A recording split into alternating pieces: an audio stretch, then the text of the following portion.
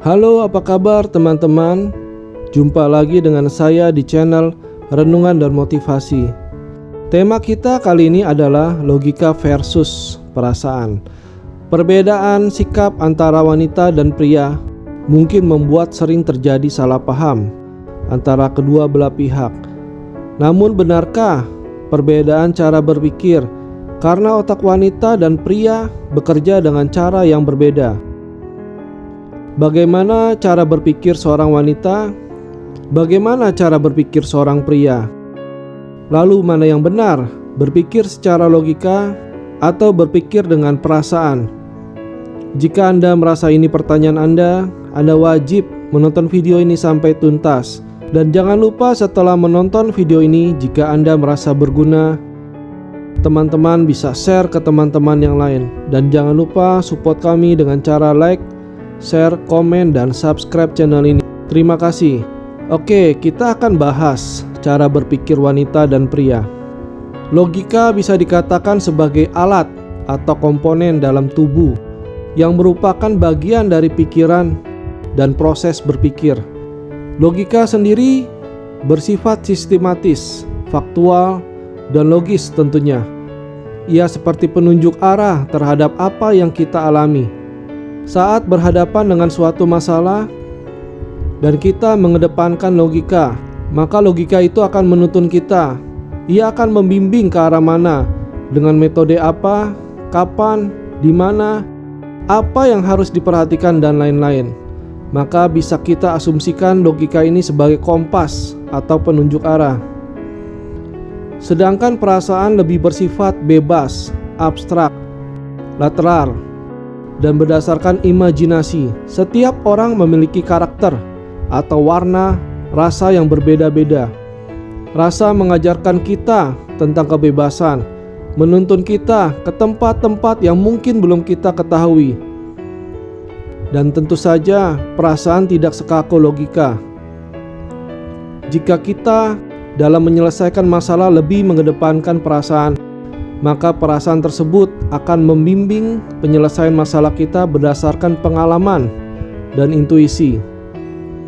Wanita lebih mengaitkan memori dan keadaan sosial yang menjadikan wanita lebih sering mengandalkan perasaan dalam berpikir. Wanita dapat menyerap informasi 5 kali lebih cepat dibandingkan pria, sehingga wanita lebih cepat menyimpulkan sesuatu dibanding pria. Berbeda dengan wanita, pria lebih suka melihat sesuatu yang jelas terlihat. Mereka tidak memiliki koneksi yang baik tentang hal-hal yang melibatkan perasaan, emosi, atau curahan hati. Hal tersebut dipicu oleh otak pria yang tidak didesain untuk terkoneksi pada perasaan atau emosi, sehingga mereka jarang melibatkan perasaan dalam mengambil sebuah keputusan. Dan terdapat perbedaan respon antara pria dan wanita. Ini terjadi karena wanita memiliki verbal center pada kedua bagian otaknya, sedangkan pria hanya memiliki verbal center pada otak bagian kiri. Biasanya ini yang menyebabkan perempuan lebih suka berdiskusi, bergosip, bercerita panjang lebar dibandingkan pria. Oke, kita akan mengambil sebuah contoh. Katakanlah Anda memiliki sebuah perusahaan dan salah satu karyawan Anda adalah saudara Anda. Dan pada suatu kesempatan Anda mendapati saudara Anda menyelewengkan dana perusahaan atau korupsi. Anda pun memanggil dia dan kemudian memecatnya.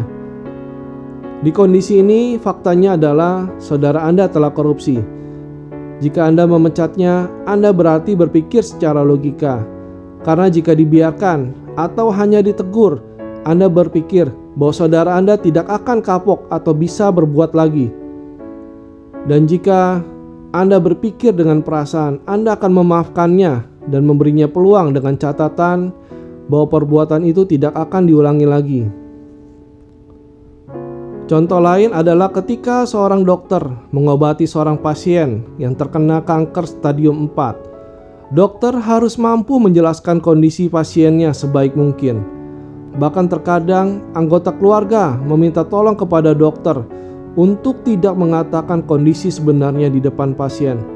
Sebenarnya tidak semua kebohongan itu jelek. Ada kebohongan yang bermanfaat seperti kondisi ini. di mana dokter tidak memberitahukan kondisi yang sebenarnya kepada pasien, karena seorang pasien bisa sembuh dari penyakitnya dengan memiliki semangat sembuh yang luar biasa tanpa harus tahu kondisi diri yang sebenarnya.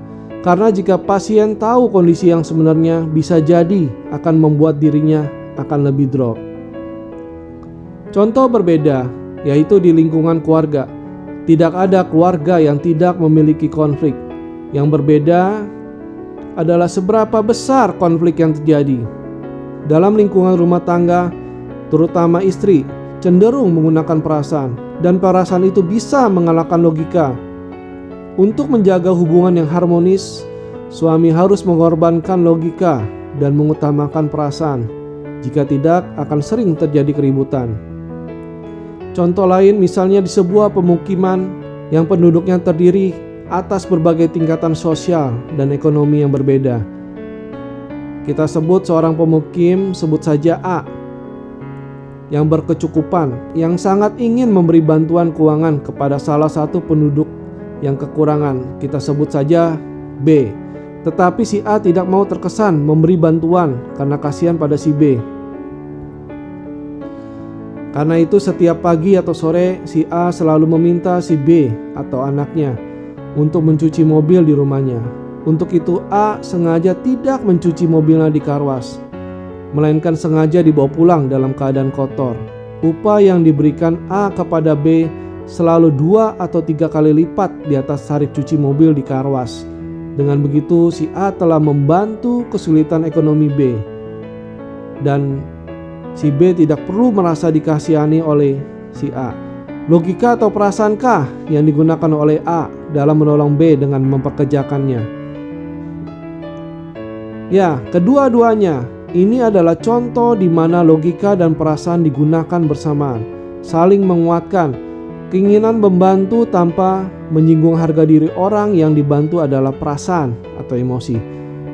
Tetapi teknik yang digunakan untuk membantu dengan membawa mobil kotor ke rumah adalah pekerjaan logika.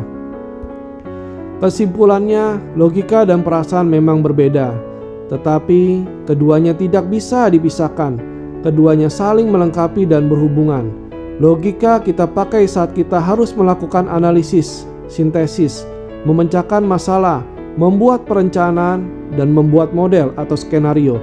Sedangkan perasaan berperan dalam menimbang berbagai kemungkinan timbulnya rasa suka, senang, kegembiraan, kebanggaan, kenistaan, kebencian, amarah, dan ketersinggungan. Dan begitulah hubungan antara logika dan perasaan. Di suatu saat, logika dan perasaan bisa tentram, harmoni, dan saling melengkapi. Tetapi di sisi lain, logika dan perasaan bisa tidak cocok, egois, dan simpati yang melahirkan luka. Kita bisa belajar, beradaptasi, dan toleran terhadap apapun yang menimpa dalam hidup ini. Kita tahu bahwa suka dan duka akan terus beriringan dalam hidup. Maka kita dituntut untuk bisa mengolah dan mengelola cara kerja logika dan perasaan sebaik-baiknya. Perasaan selalu membutuhkan logika agar selalu terjaga. Logika membutuhkan perasaan agar selalu berharga. Logika memang tahu bagaimana membuat keputusan yang benar, tapi perasaan tahu mana yang membuatmu bahagia. Jadi intinya kita harus belajar melihat permasalahannya, dan belajarlah untuk menggunakan logika dan perasaan secara bersamaan dan saling melengkapi agar kita bisa menjadi lebih bijak dalam menyelesaikan atau menghadapi sesuatu. Demikianlah renungan dan motivasi hari ini, dan jangan lupa support kami selalu dengan cara like, share, komen, dan subscribe channel ini. Terima kasih.